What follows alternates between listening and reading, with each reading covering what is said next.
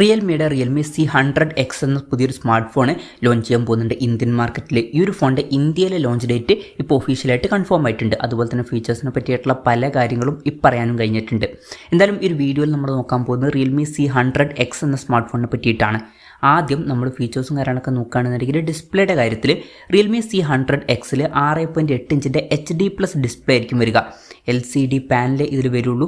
അപ്പം ഇതിൽ വെറും HD റെസൊല്യൂഷനേ വരുള്ളൂ, ഫുൾ HD റെസൊല്യൂഷൻ വന്നോളണം എന്നില്ല. പിന്നെ വാട്ടർ ഡ്രോപ്പ് നോച്ച് ഡിസൈനിലെ നോച്ചേ വരുള്ളൂ. ഈവൻ പഞ്ചോൾ ഡിസൈൻ പോലും ഇതിൽ വന്നോളണം എന്നില്ല.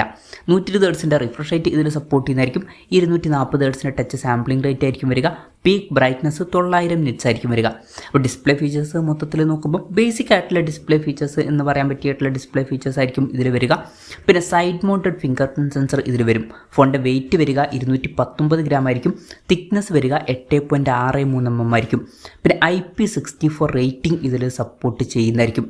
ഇനി ഈ ഒരു ഫോണിൻ്റെ ഡീപ്പ് ബ്ലൂ ടൈഡ്സ് അതുപോലെ തന്നെ ഗോൾഡൻ കോസ്റ്റ് എന്നീ കളർ വേരിയൻസ് ആയിരിക്കും ഇന്ത്യൻ മാർക്കറ്റിൽ ലോഞ്ച് ചെയ്യുക. ഇനി പ്രോസസ്സറിൻ്റെ കാര്യം പറയുകയാണെന്നുണ്ടെങ്കിൽ യൂണി SoC T7250 എന്ന പ്രോസസ്സറായിരിക്കും ഇതിൽ വരിക.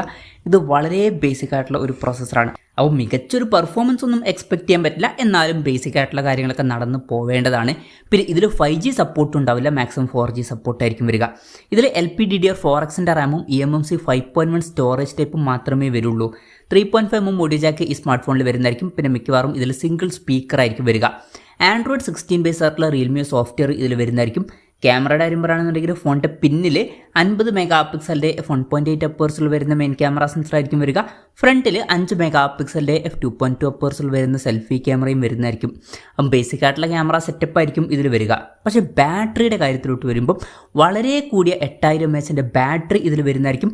45 വാട്ടിൻ്റെ ചാർജിങ് സ്പീഡായിരിക്കും വരിക. അപ്പോൾ നല്ലൊരു ചാർജിങ് സ്പീഡും ഇതിൽ വന്നേക്കാം.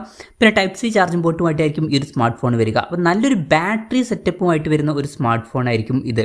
അപ്പോൾ ഇതൊക്കെയാണ് മൊത്തത്തിൽ ഫീച്ചേഴ്സിനെ പറ്റി പറയാനുള്ള കാര്യങ്ങൾ. ഇനി ലോഞ്ച് ഡേറ്റിൻ്റെ കാര്യം പറയുകയാണെന്നുണ്ടെങ്കിൽ ഇന്ത്യൻ മാർക്കറ്റിൽ ജൂലൈ 16 ഈ സ്മാർട്ട് ഫോൺ ലോഞ്ച് ചെയ്യാൻ പോകുന്നത്. ലോഞ്ച് ഡേറ്റ് ഇപ്പോൾ ഒഫീഷ്യലായിട്ട് കൺഫേം ആയിട്ടുണ്ട്.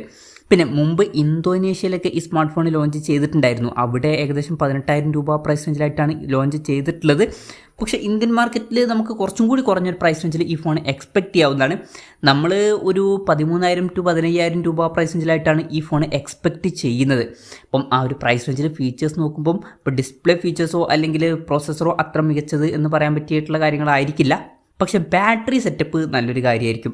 അപ്പം എന്തായാലും റിയൽമിയുടെ C100X എന്ന പുതിയൊരു സ്മാർട്ട് ഫോൺ ഇന്ത്യൻ മാർക്കറ്റിൽ ലോഞ്ച് ചെയ്യാൻ പോകുന്നുണ്ട്.